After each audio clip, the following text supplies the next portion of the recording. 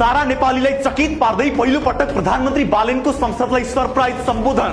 विपक्षीको प्रश्नमा रोस्टमबाटै 35 वर्षसम्म नबनेको देश 35 मिनेटमा कसरी हुन्छ भन्दै मुखभरिको जवाफ। 35 वर्षमा नभएको चीज 35 मिनेटमै नखोजौं, त्यसलाई अलिअलि केही समय लाग्छ। रवि लामिछानेले सम्बोधन गर्दै 1 वर्षमै सुशासनको बाटोमा रासोपाले छलाङ मार्ने बालेनको प्रतिबद्धता।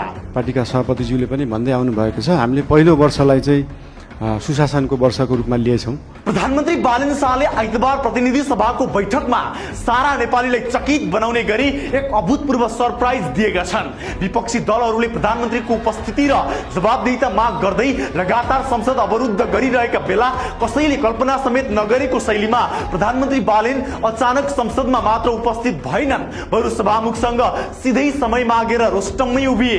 प्रधानमन्त्रीको यो आक्रामक र अप्रत्याशित कदमले संसदमा एक किसिमको राजनीतिक भूकम्प नै ल्याइदियो। प्रश्न सोध्नका लागि संसद रोकेर बसेका विपक्षी दलहरू नै प्रधानमन्त्रीको यो उपस्थितिले सुरुमा अलमलमा परे भने कतिपय सांसदहरू त प्रश्नको पूर्व तयारी समेत नहुँदा रणभुल्लमा परे।